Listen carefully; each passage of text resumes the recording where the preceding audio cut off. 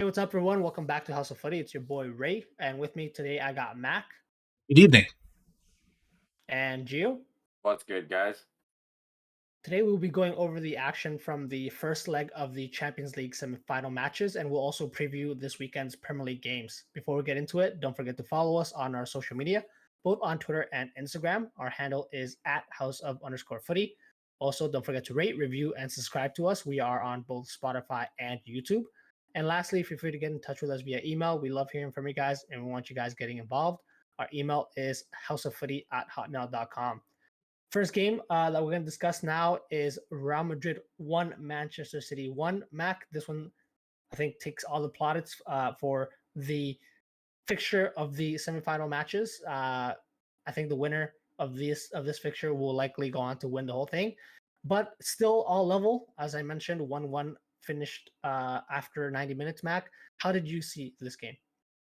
Overall, I think you're absolutely spot on in terms of this being kind of the pinnacle in a lot of ways of football, and it's fair to say with the level of play and discrepancy between the first and second game, and we'll definitely get into that. The first game had so much going for it, where you saw the quality of each individual on both teams, and even though there were contrasting play styles, in some ways they were equally as effective, and you can kind of see a heavyweight clash kind of in front of your eyes being played out. So overall, it was an enthralling game with a lot of different kind of minute details. So if you want to take a conversation around a macro level of kind of the level of Man City are trying to reach to be able to kind of overtake the Real Madrid level, even to a micro level of individual matchups, every aspect of this game was fascinating. And overall, I think if you were say on the balance of play, the 1-1 result is probably fair. I know we'll probably break it down a little bit more in depth, but overall, exciting game, sets us up for an exciting fixture coming up next week, and really probably one of the best kind of knockout rounds of football that we could potentially have in quite some time. Yeah, man, it was an exciting one. Gio, I know you and I were both very excited for the start of this. Couldn't wait for it. But just before we go into the game, we just want to talk about the selections for the teams. Walker starts in a back four with Stones, Diaz, and Akanji, which was interesting because Walker hasn't featured as much for City over the last couple weeks. And then Rudiger stepped in for the suspended Militao, and Camavinga was a left back, Gio. But the game really started, Gio, the way we expected it. City dominating possession and Real really getting their chances on the break. Was this a lot more for... did, I guess, Madrid plan for this, or was it just City, playing their game? They have the better players in possession and just taking it to Madrid. What were your thoughts? No, I think that was the game plan. Even trying to attack Camavinga's side just because he's not a natural left back. But I think Camavinga had a great game, to say the least. I think he handled the pressure early on very well. And then City decided to, well, not decide to completely change the plan, but they definitely shifted the offense a little more, like away from Camavinga. Again, he was very good. And then in terms of that Kyle Walker selection, I think they just wanted to go pace for pace with Vinny, and it did work very well. The only reason Vinny got that goal, I think he was kind of fed up with trying to battle Kyle Walker one-on-one, and he decided to, the only way I'm gonna get away from Kyle Walker isn't gonna beat him down a straight line. It's to just step away from that sideline and tuck in a little more, and and that's how really he came to get his first goal. I think a vital part for that is Madrid sort of playing out of pressure to create that space for Camavinga, who after that drives through straight down the middle of, or down the left-hand side of City, and then committing Walker, creating that space for Vinicius to his credit, take a quick touch to set himself up and smash it home. What were your takes on that setup, Mac, and how that first half played out? I think you guys are spot on in terms of the roles of those individuals. I do have a little bit of disagreement in terms of how well Camavinga played, because he did play well in sections, but in possession, trying to be able to pass out from the back, he's the reason why that Man City ended up getting on the score sheet was his misplaced pass into the middle. So it's still not a natural position, and if you ask him, he'll be like, this is not what I really want to play. But it does go show to his versatility, and he did well in large aspects of the game for sure. In terms of Kyle Walker, Kyle Walker won more duels, made more clearances, and made more tackles, and was never dribbled by in comparison to the rest of his Manchester City team. So you can see how vital in terms of individual matchup where he's kind of been put in kind of maybe a hyperbolic time chamber for these types of games when you're going to be facing a Martinelli, when you're going to be facing a Vinicius, where that's the games he's going to come and play. Otherwise, hey, we can put a Kanji right back now. It's all okay, right? So he definitely seems made for those matchups where if you're dealing with a pacey winger that wants to be able to take people on, Kyle Walker, even if he's beaten, he's going to be able to catch up to you. That's not a problem. So I think you both are spot on in terms of those matchups. I think early on, and what kind of leveled out and towards I would say the first 25 minutes, Manchester City seemed like the much more dominant team in possession, creating all the opportunities. In reality, Real Madrid only had one shot on target in the first half, which was their goal. And they couldn't really manage and didn't really kind of deal with the overload of Manchester City's midfield, where you saw Stones still stepping in, which Ray, you called prior to our podcast, where that he'll still keep that role even if Kyle Walker comes in, where that extra man, Real Madrid were still trying to apply some pressure onto him, and what that ended up having, leaving a domino effect to someone else open, where you saw like a Kevin De Bruyne or a Rodri, or even one time Holland having more of a free pot shot, not from, I'll say, clinical areas of the pitch that they would continuously score, but still decent opportunities for that level of quality. Versus into the second half, when Real Madrid, I feel like, started to play better, they let Stones have the ball. They're like, okay, we're going to let him dribble by. If you can dribble by everybody, that's fine. We're going to give him all the space all the time. We're playing zero pressure. And I think that would be an interesting piece that going into the second leg potentially is there an adjustment there from City? Right? Where, okay, yeah, if he's going to have that space, if he's going to be able to drive, because at some points it was even Ruben Diaz when he was tucking in and he had a lot of space and a lot of time on the ball. They were like, okay, yeah, red carpet. We'll let you run through. We'll see what you got. You're going to have a company moment. Are you going to have a, what was Keane? Which is the Keane from Everton? That's where that banger isn't it? What's his first? Michael Keane. Michael Keane. Are you going to have a Michael Keane moment? Ruben Diaz? Probably not. So we'll live with it, right? So I think that would be the interesting piece of the puzzle of how Man City are just going forward. But the initial talks in terms of how the play style, how they individually matched up together, those are the couple key things that I did notice. And it'll be interesting to see what changes are made going forward. Yeah, I mean, I take what you're saying. Definitely, as we expected, City dominated in terms of possession in lots of parts of the game. And like Gio mentioned, it was sort of too designed by Madrid, but also realistically against City, especially now, you will never outpossess them. And so those numerical advantages inside midfield where Pep is sort of targeting, you will definitely see that. But question for you, Gio, after the first goal goes in for Real, it seems like the game plan after that was to slow things down. And what better way than for Danny Carvajal to get a couple of tackles in, get right on Grealish's bad side. Of course, some of those challenges, I'm surprised he didn't get a yellow card, but of course, to design for this Madrid team. And so, I guess, for you, Gio, these instances where Madrid are artificially creating some sort of drama, is that sort of their approach to sort of really stop City from creating momentum, or do you think it's just Carvajal being a rat, as we said in the group chat?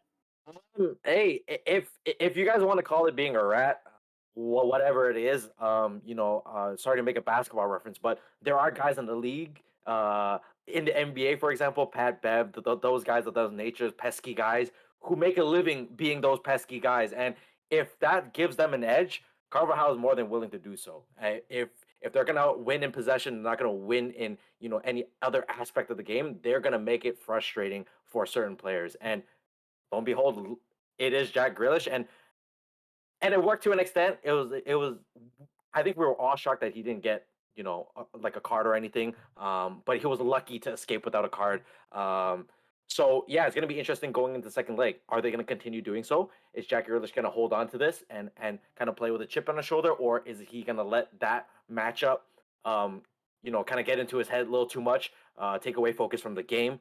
All that all that plays into Madrid's favor. So, if it does, they're happy. Then, if it doesn't, then Madrid are just going to continue playing their game and try another way to maybe find somebody else to frustrate. Yeah. Hey, obviously the gamesmanship is at a all-time high from this Real team who have been in this position, and I keep saying it again. They our title holders have been wanted the most times, and in crucial games they know sort of when to speed things up, slow things down. But Mac, obviously the game finished 1-1, and this is, like you mentioned in the group, not the best result for Madrid because City obviously will be looking to put the game away early on, come out strong, and dominate possession as we expected. How big is it a blow for Madrid not to get a win, especially when they had a couple chances towards the end there where City looked a little bit kind of like they were holding on? What were your thoughts? So I definitely think this is kind of a larger blow to Real Madrid's odds, and I think that, in my opinion, they should be not just underdogs, but potentially heavy underdogs going into the matchup at the Etihad. Just given the fact of how dominant City have been at home, that's really been, in the comparison where we talked about in our previous podcast of how well Manchester United have done at home in terms of how well they're playing away from home. They've struggled. The only team that's done better than them at home in the Premier League is Manchester City. And so, considering how well we're talking about in terms of a class of a team where they're comfortable being able to play their football, there's probably no better team in the world right now. As well as what have we taken a look in terms of the previous knockout rounds from Manchester City in these matchups, when you're talking about them tying 1-1 Bayern, them tying RB Leipzig 1-1, coming back the other way around and stopping them 7-0, beating Bayern 3-0. It's been with their process where that even going to this game is that the game will be decided in all likelihood at the Etihad. It's not going to be in this first leg. So if they come out in any neutral position, that's a huge advantage for them. So I think if you're Real Madrid, you are and should be disappointed with how the result played out, given the fact that, as you highlighted, is that as the game grew on, especially in terms of like the 70th, 80th minute, there seems to be more of an edge of them creating more opportunities and then growing into the game. If the game maybe lasted another 15, 20 minutes, potentially, maybe they could have gotten the board, but to be able to take the win. But unfortunately for them, they're in a position where now they have to go and win at the Etihad, which very few teams do, if any. Completely right. I don't see really City losing at the Etihad, so it's definitely going to be a big game that it's going to have to be a nearly perfect game. I think that Real need to play out in the next match. Something that stood out to me though, Gio, is Man City actually didn't make any subs for this game. Now, it's, I think, a theme that Guardiola has sort of gone with the guys that he trusts, especially in the crunch time, especially big games in the season. Do you think that will have an effect on sort of their next game? They do have Everton away this weekend, still also trying to put away the Premier League title. So do you expect a lot of rotation there? Do you see a reason why he didn't make any subs and then just rotate a lot of guys in this upcoming game? What are your thoughts? I think it's very clear that the Champions League is the final piece to the puzzle, and I think he's very serious in terms of winning. That's why he didn't make any subs. I thought they had control of the game after they got that goal. Look, chances come here and there, but I don't think they were ever really worried in terms of that Madrid attack taking too much effect on them. Benzema, for example, had a very poor game.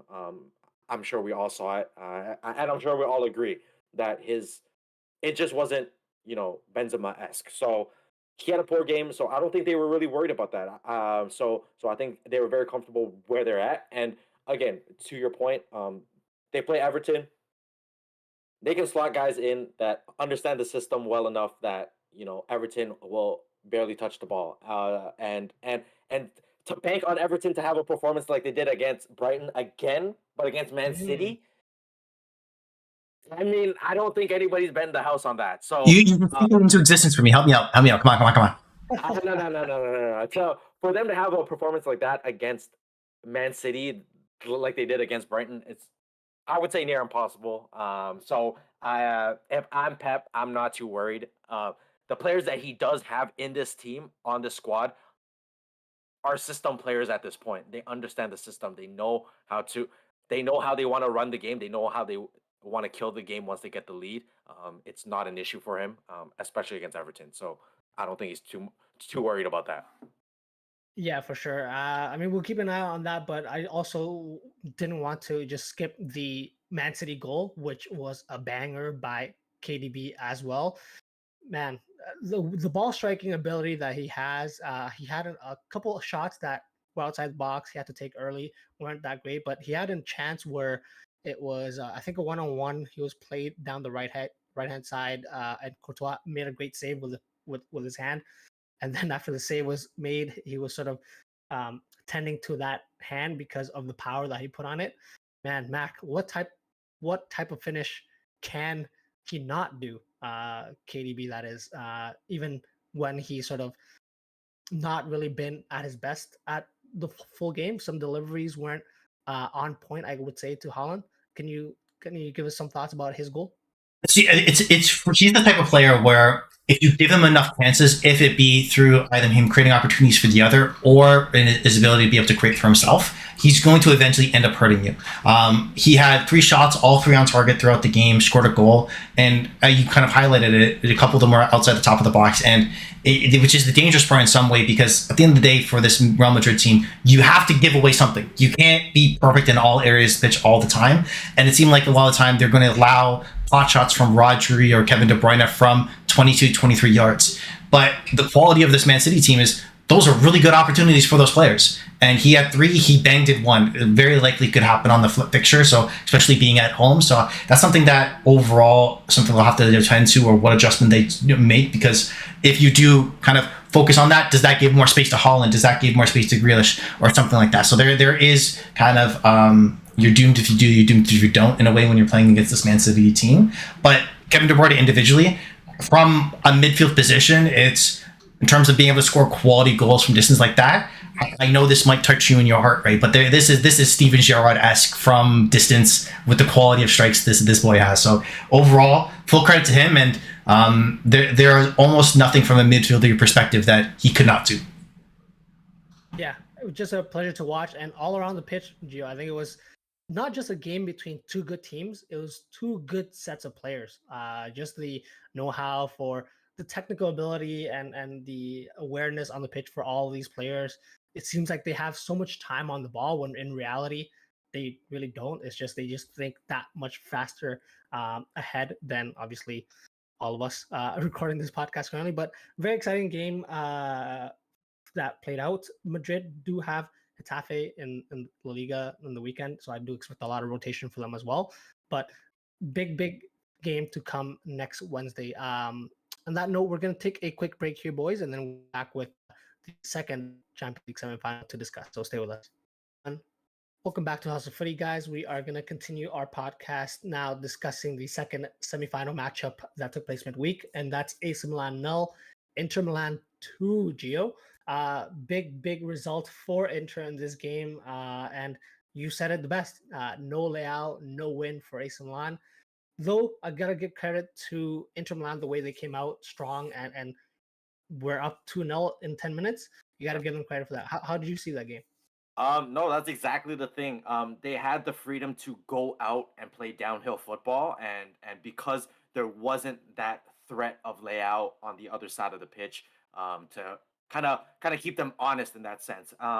So without a player like Leao, who obviously is very capable of scoring many goals and being a huge attacking threat and just dragging the defense out, yeah, simple as that. Inter were able to play downhill, get corners, get balls into the box early, and in turn, in 9 or 10 minutes in, they were up 2-0. And again, they really didn't.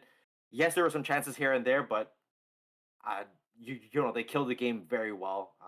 Fouled when they needed to foul. Like obviously, it is a derby match. Uh, you know emotions are running high, so you know some smart fouling here and there really does kind of get AC going. Kind of in the wrong way, as they kind of lose their heads a little and kind of lose their minds in terms of not playing football well. So yeah, no, all credits to the 37-year-old and the 34-year-old Mkhitaryan and Edin Dzeko for scoring Mm. those amazing goals. Yeah, and even after that, could have been 3-0 up. Kalhanoglu had the shot off the post inside 15 minutes, and then even a penalty shot, which was later overturned by VAR for that Lautaro penalty. It just looked like it was all Inter Milan in that game, at least in the very first half. And AC Milan really didn't have much of an answer. Um, how did you see, I guess, the AC Milan approach to this game without obviously the big guy, Rafael Leao. In terms of this individual matchup, it seemed like very early on, especially in the first half, AC Milan had a lot of trouble dealing with the additional wide backs that Inter Milan play with, both on Dumfries on the right-hand side and DiMarco on the left-hand side, where they had, it felt like, an always extra player on the pitch being able to be in attack where those overloads would occur. And you had players like Tonali, Hernandez, Calabria kind of guessing, like, do I stay or do I go in terms of making tackles in certain positions? And a lot of times what that ended up is there was a free player inside the box to be able to get a goal.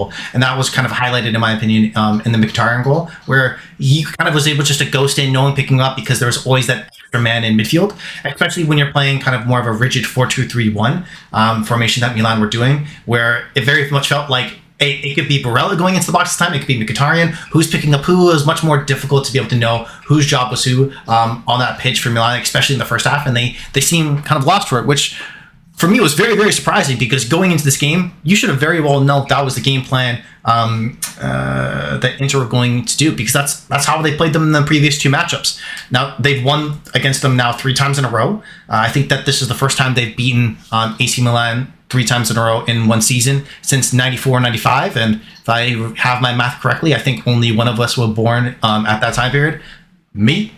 So it's a very, very long time. It's been a very, very long time. So overall, in this individual matchup, I'm very shocked of how that first half played out from Milan's perspective. On their other side, full credit to Inter, because they kind of exposed that weakness, were able to kind of hit the ball early, get their opportunities early in, and close up shop, because they're a team with the defensive capabilities to hold out leads. Even though Milan AC did end up going into the game hitting the post later on, they only had 1 shot on target.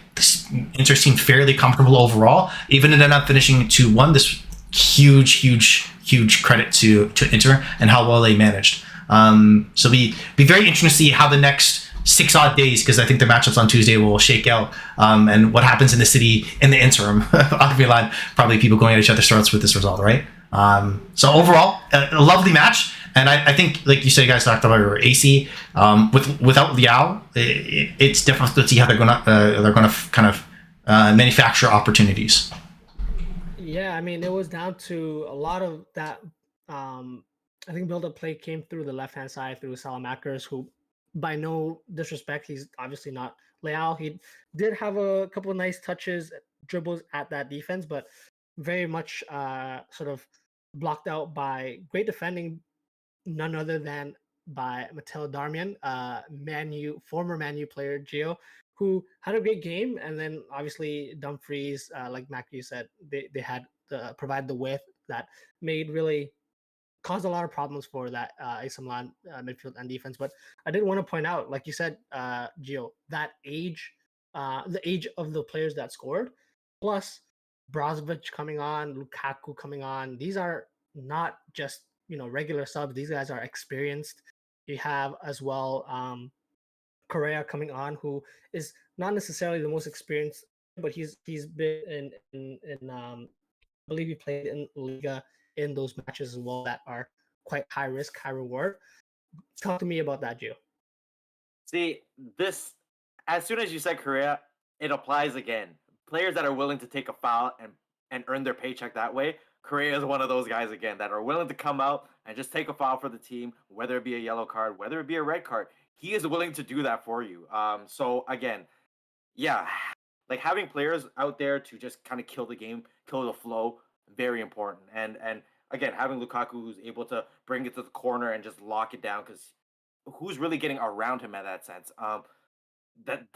That's really a luxury. So apart from them playing a very good game, experience comes into play, and they had a plethora of experience on that bench. So I think execution wise, it was perfect from Inter, and it was a well-deserved win. Lukaku coming off the bench. LeBron James of soccer. He can't be mad that if they win the Champions League, he cannot be mad that he's coming off the bench, right? You can't be mad. No. He's a great piece of the puzzle. Great player. Got him on a discount. We're able to sell him and still make a whole lot of money. Like, it's lovely to see these former Chelsea and Manchester United legends, as Darmian or Mkhitaryan or Lukaku, potentially being one step away from a Champions League final. So lovely to see. I'm all positive of all those aspects of everything that's been we've talked about. So it warms the cockles of my heart to know that these players are playing so well for their club. I guess question for you guys then, because like on the flip side, subs that Milan was able to come on, Divock Origi, who was surplus to to needs for Liverpool. So granted, he given us Liverpool fans great memories on his day. I think he's not obviously your number one choice. Pierre Kalulu, Malik Thiaw, Junior Messias, who had a couple chances, but can't really is just missing that final product. And it's just looking like the bench that Inter has compared to AC Milan and the way that they're able to change it just levels to this, right? And so I guess the question for you, Mac, can AC Milan bring it back, or is it pretty much Inter now that they have the lead, sit back and hit them on break, very much like they did this game? So if there's no Liao, there is no shot. I think Gio, you would agree with that as well. If he does come back, there is a chance in terms of just him being able to find space in between like a Dumfries or a Darmian to see if he can kind of be able to weave into spots around there where he can be that much of a destructive force. I think it's highly unlikely because this Inter Milan team, I personally feel like is overall defensively between Darmian, Bastoni, or Serbi, they have enough defensively sound, and with Onana who's net, who's been linked to a lot of even different clubs across England now, to be able to replace certain keepers that we have talked about, but let's not get into that now. They're strong enough back there to be able to manage, I feel like, this 2-0 lead, even though it's weird because it is their home game, but it's really the same game, but just played again. So you would even, if it was two separate pitches, in some ways, I would feel even more confident. I think just that the out factor, or maybe there might be more of, because it is a derby, a lot of things are unexpected. Where if there's an early goal from AC, things are going to change quickly. That's just how the momentum for football works. So there is a chance, but I would personally would go with it being very unlikely. I would go as far to say this feels very much like a 3-1 lead in basketball playoffs right now. The NBA playoffs are going right now, so that's why you guys are going to hear all the comparisons. I apologize, but I don't really apologize. So that's how I feel like it is right now, to me. Gio, same question. Uh, my feeling stands from the last podcast. No layout, no wins. Look, the way he's able to drag out defenses and the way he's able to hit on the counter is far too much of a loss for AC Milan. If his tweets and his Instagram posts are correct and he is ready to surf again soon, then that's the only chance. That's the only chance because the way he's able to drag out defenses again allows Giroud to play more freely and to have more open shots. And without him, it's just they're very stagnant. Obviously, Ibrahim Diaz has scored very clutch goals for them as well, but again, that's albeit with Leao on the pitch as well. So no Leao, it's congratulations Inter for second place. So, Gio, you really don't like when players have like outside of activities. You don't like Bale playing golf. You don't like Liao surfing. What is this? Do you hate other sports? What's going on here? Do you want to talk about this? No, I think in their contract it should be specified during the season. You shall not fuck around. Of course. Before we move on from that, though, I did want to mention, Mac. You brought out Onana's name. What a signing! I think he came to Inter on a free. Has the most clean sheets for in a single campaign as an Inter goalkeeper. So what a signing! What a difference he's been, and a lot more assured there and at the back for Inter, which will be a big, I think, bonus if they do move forward in this competition. But we'll keep an eye out on the reverse fixture between these two teams. What we're gonna do now, though, is we're gonna give you guys a game, and so I've put together a little game for us with sort of the theme of the day in mind. Sort of the teams that we talked about. So that'll be my first clue. It's going to be a trivia game between a game where my co-hosts Mac and Gio will be facing off against each other. I'll give a clue, put 15 seconds on the clock. If I'll put 10 seconds on the clock. If no one yells stop, then we'll go to the next clue. Someone yells stop, you guess it. If you get it right, you get the point. If you don't, then we continue. Those are the rules. Now, with this being a trivia game, would you guys like a little additional clue, or do you guys want to just go in blind into this game? What do you mean? What do you mean? There's an additional what? I can give you a clue about all of these players that will make it a little bit easier. Oh, or should we notice the theme as we're going along? Let's go blind. Let's go blind. Let's go blind. I wear glasses. I'm comfortable being blind. Yeah. Okay. All right. Perfect. So, what I'm gonna do now is, we'll go straight into it. Let me get my timer. Put 10 seconds. Well, it's just a stopwatch, so I'll put it on for you guys. But so again, you guys are playing against each other. I'll read the clue out. 10 seconds. You guys, you'll stop if you have something. So the first player that we're gonna go with today is this player was born on December 10th, 1987, in Brest, France. Olivier Giroud. Olivier Giroud is incorrect. Gio, do you have a guess, or should I move on? Again, December 10th, 1987, in Brest, France. Second clue, guys. This player has played for 7 clubs in South America, North America, and Europe. 7 clubs, South America, North America, and in Europe, which he spent bulk of his career in. I got nothing. All right, I got nothing. You go next one. It's tough, but Wait. guys... Can we clarify something? Sorry. Sure. These are about the Champions League teams. He didn't tell us a team. It could be anything. It can be anything. Okay. Fair enough. Of course, these guys have played. Okay, the clue that I can give you at the very least is these guys are have played for the teams that we discussed. Okay. And with that being said, the next clue for this player is he's had 530 club appearances, scoring 279 goals, and as well he's had 75 appearances for his national team and 31 goals for his national team, which is Argentina. So born in France, but played for Argentina. Yeah. 530 appearances, 279 goals for club, 75 appearances, 31 goals for Argentina. See, I want to say things out loud, but I'm trying to not help Gio. This is the conflicting part here. You know what I'm saying, Gio? Gio? Born in France, played for Argentina. It's definitely a downgrade, right? Like how much you play for? So it's probably someone Pete score. All right. So, sorry. May I proceed?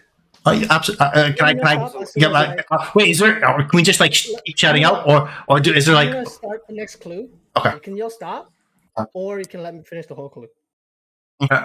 So, this player has played for Napoli, Juventus, Chelsea, on loan, AC Milan.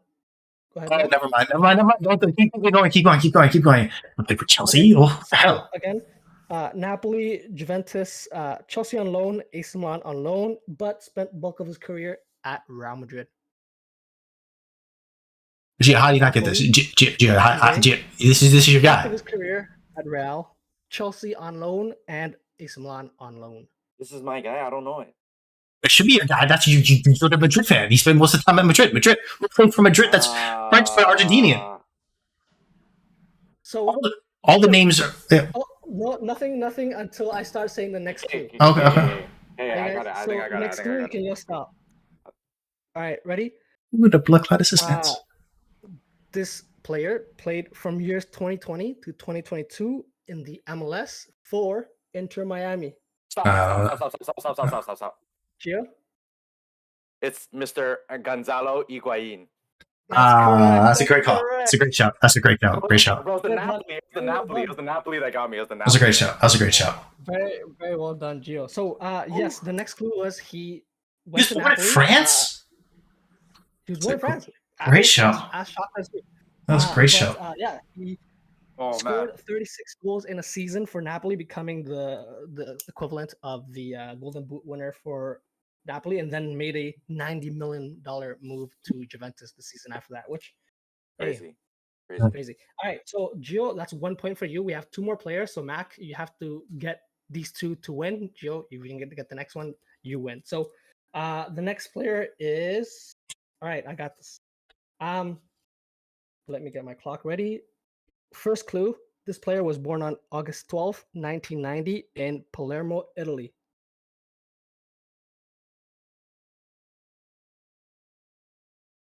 Okay. I'm good. I'm good. I'm good. I'm good. I'm good. Okay. I'm good. Keep going. Give Sorry. me more. Give me another. Wait, sorry. 1990 what? 1990 in Palermo, 1990. Italy. That's correct. Okay. Okay. Next clue is this player has played in Italy, France, England, Turkey, and currently playing in Switzerland. Again, Italy, France, England, Turkey, and currently in Switzerland.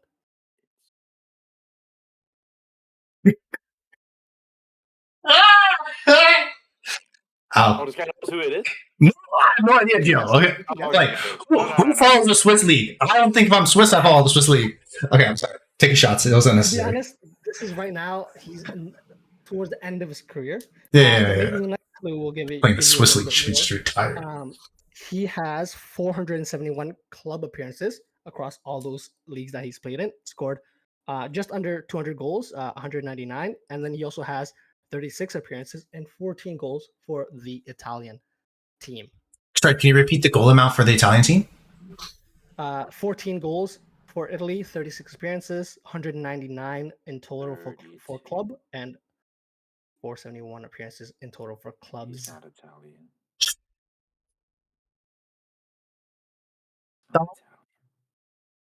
Can I say something? No, I don't have it. This is a hard guess. I don't know if he's still playing. Is it Balotelli? That is correct. It is Mario Balotelli. Let's go. Let's go. This guy got it. The next clue was going to be he had a unsuccessful trial at Barca when he was 15 years old, but eventually signed for Inter Milan and then played for City, AC Milan, and Liverpool. Which Do you guys want to know my favorite? Do you guys want to know my favorite Balotelli stat of all time? What? Do you know the Aguero pass was his only assist for that entire season? Hey, That's my favorite Balotelli stat. Like, the thing is, if you watch back the video, he didn't want to pass. If you watch it back, he actually tripped. He was trying to turn and shoot. This guy. I love Balotelli. One of a kind. All right, guys, last one. This one, winner takes all. Let's make it quick. We're going to start now with first clue, which is born in on January 5th. January 25th, 1984, in São Vicente, Brazil. Okay. 1984, January 25th, born in Brazil. You guys probably won't get it from here. So moving on, played for 8 clubs, spanning from South America, Europe, to even Asia. Okay. I think so Mac was first. Okay, Okay. fair enough. Kaka was incorrect. Okay. Gio, did you want to have a guess? Yeah, let me have a shot. Is it Good. Hulk? That is incorrect. No, That's a good shout. That's a good shout. That's a great shout. Good shout. Next clue is he played for Real Madrid, Manchester City, and AC Milan. Gio? Is it Robinho? That is correct. That's a great shout. That's a great shout. That's a great shout. Congrats. That was fantastic. Great shout. Fantastic. Let's go. My favorite, and I'm going to use Mac's line here. I don't care if it was a fact or a rumor. One of his best quotes was, "I thought I was joining Manchester United. I was misled by all involved, and I wasn't aware there was another Manchester club." And that's obviously about his time at Man City, which was a brief 2-year stint. The agent just wanted to secure the bag. The agent just wanted to secure the bag, 100%. Gotcha. For sure. Congrats, Gio. Great game. We're going to take one last break here, guys, and then we'll preview some of the EPL games that are upcoming. So stay with us. Welcome back to House of Footy, guys. We are going to finish off today's podcast discussing the weekend's Premier League games, which is for match day 36. That's right, guys. There's only 3 more games for most teams left in this season's Premier League season. But the first game that we're going to discuss is Arsenal versus Brighton, a big game for both teams who obviously are still looking for wins for different reasons. But Mac, Arsenal off the back of that 2-0 away win at Newcastle, trying to chase City down. What can we expect from Arsenal in this game? I think it's going to be very, very similar in regards to the previous time they played. Sorry. In terms of the matchup that they just played against Newcastle, you're probably going to get very much, even though the other team has a game plan that you might want to try to adjust for it because they're very stuck to their plan and they've done it very, very well thus far this year. But in converse ways where Brighton have tried to press teams throughout the game, try to be able to get on the ball, get in possession, versus Newcastle, they're like, we're going to shorten the game down, and for the 3 minutes the ball's on the pitch, we're going to two-foot you, right? So it's a very different way of how to try to play through a similar style of press, but they're trying to do it in different ways. So I think Arsenal very much are going to stick to their guns. We're probably going to see an exact same kind of formation, like exact same style in terms of Zinchenko still dipping into the midfield. I would be a little bit curious to see if Enciso has a strong game, or if Pascal Gross on the right hand side, or whomever that may be on that side has more of a dangerous game, that maybe we might see Tierney come in at some point, because that was a cause of concern against Newcastle. Defensively, he's not the greatest there, and personally, as a Scottish man myself, love to see Tierney come in. But in all likelihood, I think we're going to get a similar play style, a similar formation from Arsenal themselves. Brighton, on the other hand, because of their, I would argue they have been more hot and cold in recent times, where they've, as Gio loves to talk about in terms of a hot and cold of Tottenham last year, where a good game, bad game, good game, bad game. They just had a really bad game. So, and if we're going to follow that kind of philosophy, and considering how well they've kind of gone hot and cold recently, could this be more of a turnaround performance where the manager, De Zerbi, is expecting a response against a stronger team? Quite possibly. I think this is definitely a matchup, though, both teams want and need to win. And if either of these teams lose, will actually probably shut down their conversation of what they're looking for the rest of the year. So overall, very fascinating, and should be an interesting watch. Yeah, the first game between these two ended 4-2 win for Arsenal at Brighton. But Gio, off the back of that 5-1 embarrassing loss to Everton, and with Newcastle coming up next, this is a very important stretch for Brighton. And they have some players coming back. I think Evan Ferguson did feature in that game for Brighton against Everton. Do we expect Welbeck to start, former Arsenal player, of course, or do you think Evan Ferguson will get start, or sort of what matchups are you interested to see from this game between these two teams? Again, I think I want to see how is it Kivior? Yeah, Kivior. Yeah. Yeah. So I really want to see how he really defends this time around. Obviously, in a game against Newcastle, he came in and he played very well. But again, you're gonna see a lot more. I think you're gonna see a lot more cutting in from Mitoma. And having shots. I want to see how he steps into that. But I think Brighton in general are gonna want to come out on a strong foot. So expect an early onslaught. If they can get it. I think Welbeck will start. But again, I don't think Ferguson's fully healthy yet. So again, it's going to be an early onslaught. I want to see how he handles the pressure. Obviously, you used to have your normal defenders on there, but for him, it's still a big game considering it is Brighton. They are 7th on the table. They're not a bad squad by any means of the word. If you're able to score 5, if you're able to score 5 goals in the Prem and kind of step on a team like they have, you can't take these guys lightly. Yeah, very important, I think, as well, is that midfield battle, which Mac, I think we're all kind of surprised to see Jorginho start for Arsenal against Newcastle. Similarly, in this game, I think Brighton will look to control midfield against a very, very good Arsenal midfield. And so the question is, do you sort of try to go back to what you were doing before with Partey starting, or do you try not to fix something that's not broken and run with Jorginho, who didn't have personally a bad game against Newcastle? What are your thoughts? So you're asking me here, do I want to move past my personal bias of a player like Jorginho and kind of accept in some ways that he can be useful to some teams? I think that's how you're phrasing this question to me. And I'm going to say no. I'm going to, no, he get out of there, put Partey back in, let's move on, let's bring the big boys back and let's see how it goes. In all reality, I think Jorginho can be an interesting piece, maybe even in some situations as a double pivot with Partey when you need to play kind of more 2-6s in certain matchups. Interestingly enough, this may be one, but I doubt it. I do think, though, Arteta does have kind of more of the the mentality to feel comfortable rotating players, even if they play great games, similar to what he did with Trossard in the previous matchup prior to Newcastle starting against Chelsea, but still going right back to Martinelli as needed. So I wouldn't be surprised if Partey does come back in.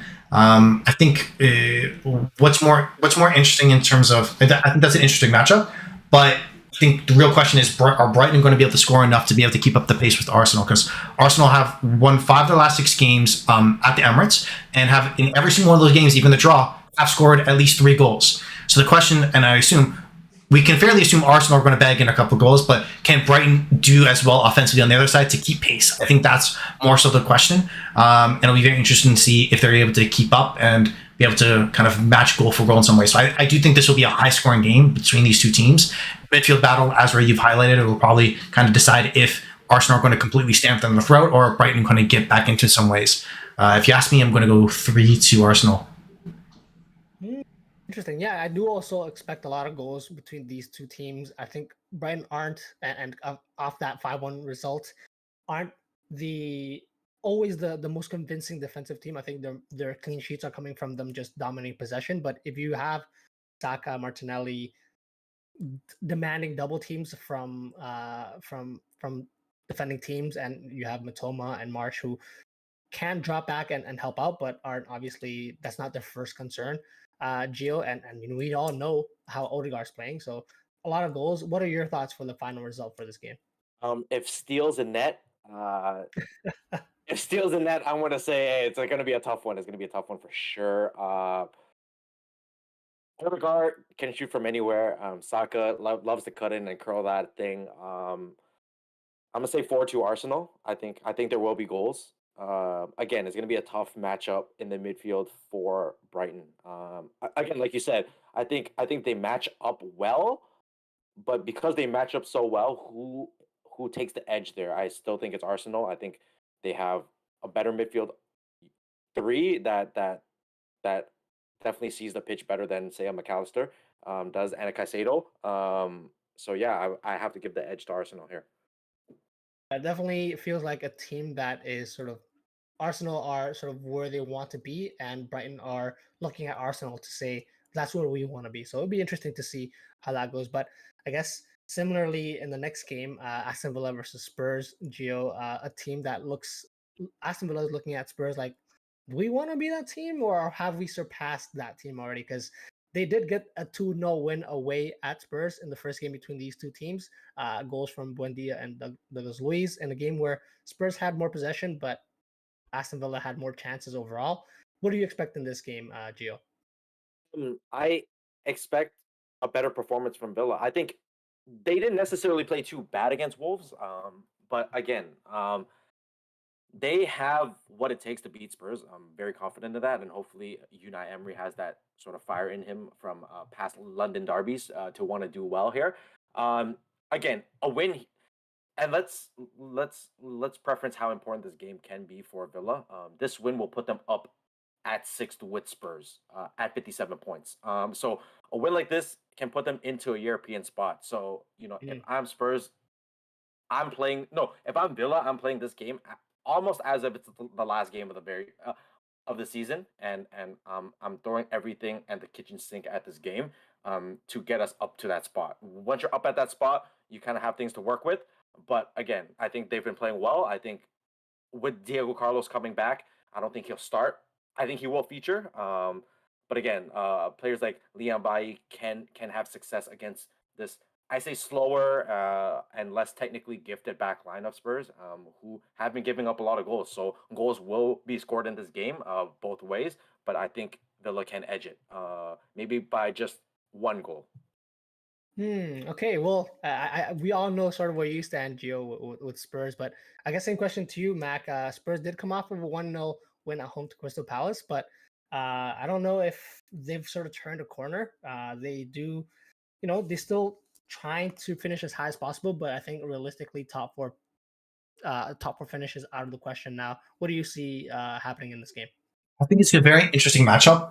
I'm excited to watch to see what happens, but I'll be honest, I do anticipate more of a boring game because I personally think Tottenham would have a fair amount of the ball and not do much with it. That's my thought process of how it will happen, and If Aston Villa do have their chances, it will probably be if they can get in behind opportunities and kind of isolate either an Eric Dyer or Romero or one of these center halves for Tottenham with an Ollie Watkins potentially, something like that. I think that's probably their best bet of progressing forward, even though they are playing at home. The interesting part is that one of these two streaks will break, one being Tottenham have won their last 7 Premier League away games at Aston Villa, so in a row. But at the same time, in more current form, Tottenham are without a win in their last 6 away games. So, league away games. So, one of those two streaks are going to break. Do we see more of a Tottenham of old or a Tottenham of form? I'll probably lean for him here. And I do think, like I said, though, it'll probably be an overall boring game. Let's get Harry Kane a goal, Ollie Watkins a goal, 1-1 tie. Simple as that. I know Gio would probably not as ecstatic with that as an answer, but still, Spurs are still dropping points. Spurs are definitely dropping. Well, could continue dropping points, and I think another sort of matchup that I want to see how these sort of two team matchup is. Spurs normally play 3-4-3, two sort of box-to-box midfielders, and Villa have been running sort of a 4-4-2, but sort of like a diamond in midfield with a lot of central midfielders. You have McGinn, Luiz, Ramsey, and even Buendia making up that 4. And so I'm interested to see how that will face up against Skip and Højbjerg, because not going to be not to disrespect them, they're not the most mobile too. I think they're just there to do the dirty work and pass it on along to your Sons, your Kulusevski, your Kanes. And so we'll see how they do, and if Kane and or Ollie Watkins can give us a moment of magic. And so a lot to play for again, still for these two teams to finish as high as possible. And great shout, Gio. We'll be interested to see if Villa can match and even surpass Spurs towards the end of the season. But hey, that's all we're looking forward to. And on that note, we're going to finish our podcast here for today. If you like what you heard, please like and subscribe to us on our social medias. That's at houseof_footy. If you have any comments, suggestions, or general banter, get in touch with us via email, houseoffooty@hotmail.com. The next time you hear from us will be Monday when we review this weekend's Premier League games. On that note, thank you, Mac. I want a Sean Dyche masterclass again. Thank you, Gio. Let's go, Unai. Thank you guys for listening.